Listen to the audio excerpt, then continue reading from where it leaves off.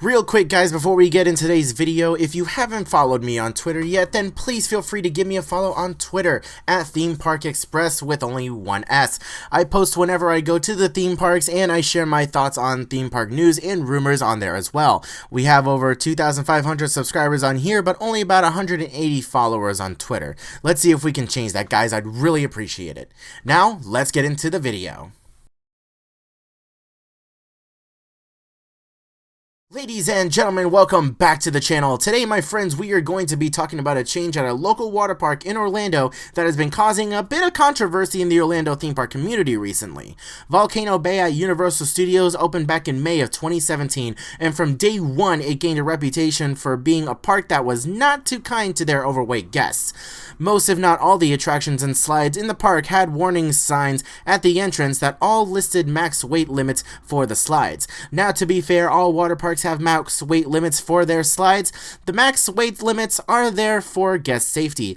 However, in the case of Volcano Bay, these warning signs did not make any attempt to keep the max weight subtle, and many of the water slides have scales at some point in their queue to individually weigh each guest before they experience the attraction.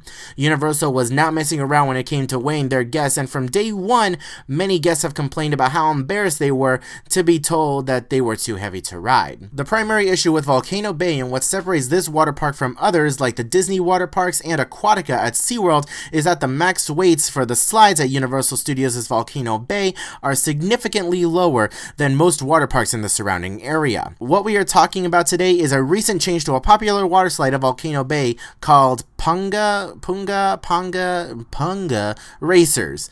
This water slide is a mass slide with 4 tubes where guests can race each other to the finish line at the end. To my knowledge, these slides did not have a weight limit, and if they did, it was possibly around 250 to 300 pounds. Looking at the Universal Studios Guide for Rider Safety and Accessibility, we currently do not have a weight limit posted for Punga Racers. This is leading me to believe that there wasn't any previous weight limit listed in the past. What is the change Universal has made to the slide, you may ask? Universal Studios has downgraded the weight limit for Punga Racers to only 150 pounds. 150 pounds. That is a 150. The average weight for an American male aged 20 and up is approximately 197 pounds, according to Healthline.com. The average weight for an American female aged 20 and up is approximately 170 pounds. This attraction just excluded most of their guests from ever riding again. The average guest cannot and will not be able to ride this attraction ever again. Now, many guests have taken to social media to try and reach out to Universal to inquire about the change and find out exactly why this change was made to the attraction's weight limit. Universal's response was guest safety every time, but would not give specifics as to what the safety concern was, leading guests to start speculating on the reasons for the change, and the general consensus is the problem with the slide is the runoff length at the end. This right here is a picture of the runoff for Riptide at Adventure Island in Tampa. This is a picture of the runoff for Hakuna Tamada River at Aquatica in Orlando. These are both mat slides similar to the ones used in Volcano Bay for Punga Racers. This is the runoff for Punga Racers. Do you guys see the difference here? The runoff for Punga Racers is significantly shorter than any of the other mat slides in the surrounding area.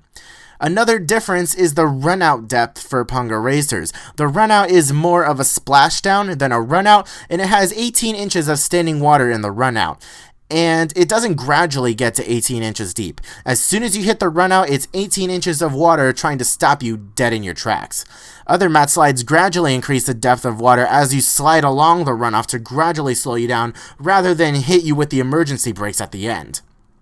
Many guests have reported some discomfort with the slides ending, and several guests reported getting legitimately injured after riding the slide and hitting the runoff.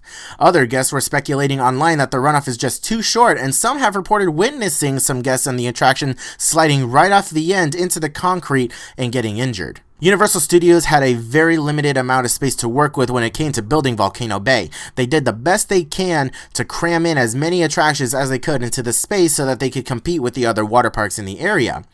The water park opened in May of 2017 completely unfinished, with parts of the park still under construction, and some slides unfinished and unrideable on opening day. Fans of Universal were quick to share their displeasure with Universal for rushing the opening of Volcano Bay and opening the park to guests in an unfinished state. Recently, many guests have called into question whether or not Universal Studios has been rushing their openings for new attractions and focused more on the profits from some of these new attractions rather than focus on the guest experience as a whole. Since the park's opening in 2017, the weight limits for slides in Volcano Bay have fluctuated and have not been consistent. Some slides raise their max weight limit one month and lower it another. There's no denying that this water park is absolutely stunning, and overall Universal did a phenomenal job with the park visually. Operationally, however, the first year of it was an absolute mess, with portions of the park being unfinished and still under construction, and policies and rules being revised often. I've really wanted to visit this water park for a long time, and I fully intend on visiting one day. But the moment I heard about how low the weight limits are and how they're enforcing the max weight limits has really turned me off from wanting to visit until I drop some major weight. I know my fat rear isn't spending a dime on getting into a water park and not be able to ride anything. Not when I can go to Blizzard Beach or Aquatica and ride just about everything with no problems at all.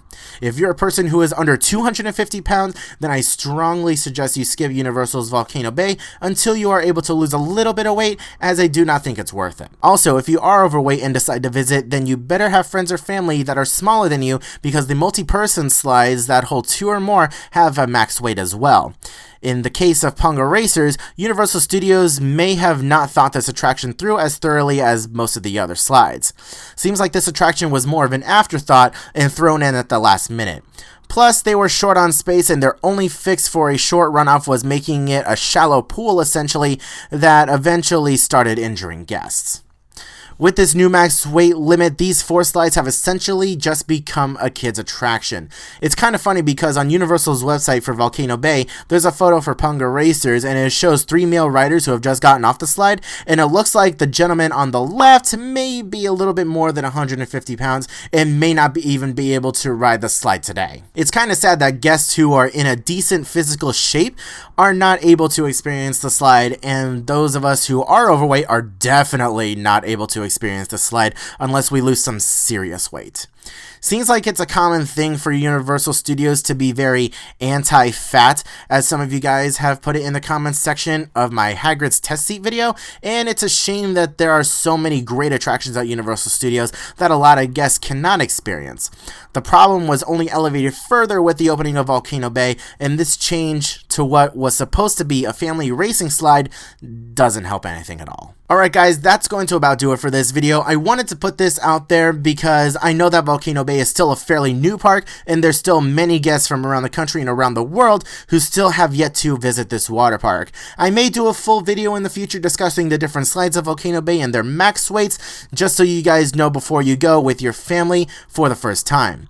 If you want to see a video like that in the future, then please let me know down in the comment section below. If you guys enjoyed this video, then please leave a like on the video. If we could get this video to 20 likes, then I'd be extremely thankful. If you guys want to see more videos like this in the future, then please consider subscribing to the channel and be sure to ring that bell, get notified every time I upload a video in the future. Be sure to let me know what you guys think of this change in the max weight limit for Punga Racers down in the comment section below. Let's get a discussion going, guys.